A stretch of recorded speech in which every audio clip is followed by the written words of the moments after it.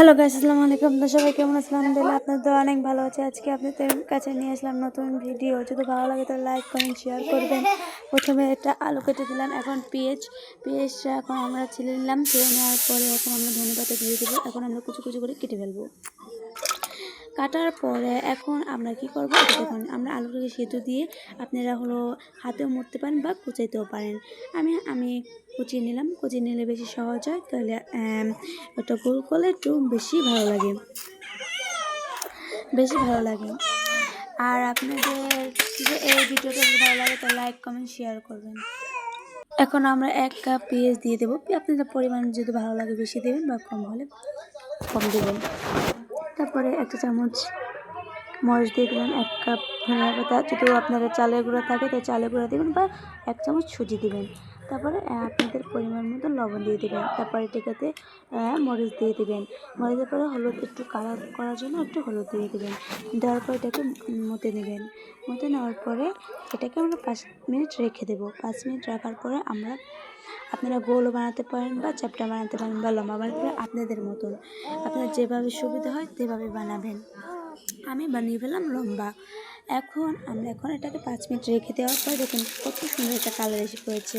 এখন আমি ওই যে নুডলসটাকে যেটা আমরা ভাঙছি, পরিমাণ মতন ভাঙছি, ওইটাকে আমরা একটা প্লেটে আলাদা করে রাখলাম। এখন আমরা 1 কাপ পরিমাণ আটা নিলাম। এখন ওই নুডলসের মশলাটা আমরা দিয়ে দেবো।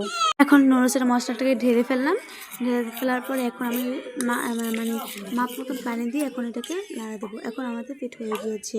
বেশি পাতলাও করবেন না, বেশি ঘনও করবেন না, স্বাভাবিক রাখবেন। এখন ওই যেটা লম্বা করেছে এটাকে চামচ দিয়ে ভিজিয়ে ফেলবো। ভিজিয়ে পড়ার পরে এটাকে ভালো করে আমরা কাঁটা চামচ দিয়ে এটাকে উঠিয়ে ফেলবো। উঠিয়ে পড়ার পরে আমরা প্রথমে এই রসটাকে ফালিয়ে দেবো। ফালিয়ে দেওয়ার পরে আমরা নুডলসটা দিয়ে দেবো। নুডলসটাকে ভালো করে এটাকে মিক্স করে নেব। মিক্স করার পরে আমরা ভালো করে হাত দিয়ে এটাকে করে নেব। কেন এটাকে যদি আমরা হাত দিয়ে ভালো করে না মিশাই তাহলে তেলের ভিতরে ছাড়লে নুডলসটা আলাদা হয়ে যাবে। এখন আমরা ফ্রাই প্যানটা গরম করে নিয়ে তেলটা আমরা নুডলস চিকেন ছেড়ে দেবো। এটার নাম হলো নুডলস চিকেন। যদি এটাকে আমাকে পুরোপুরি দেখতে চান তাহলে সাবস্ক্রাইব বলে চলে যান। আর আপনাদের যদি এই ভিডিওটা ভালো লাগে লাইক কমেন্ট শেয়ার করবেন। আর আমাদের যদি সাপোর্ট না করে তাহলে আমরা কীভাবে বড় হবো, আমরা অনেক আশা করে এসেছি। যদি ভালো লাগে তাহলে লাইক কমেন্ট করবেন। আর আপনাদের দুষ্টু সাফওয়ান এখন নুডলস থেকে এত তাড়াতাড়ি সুন্দর করে বানিয়ে ফেলাম চটপটে নুডলস চিকেন বলছেন। Hello guys, bye bye. আপনারা ভালো থাকবেন, সুস্থ থাকবেন। আল্লাহ হাফেজ।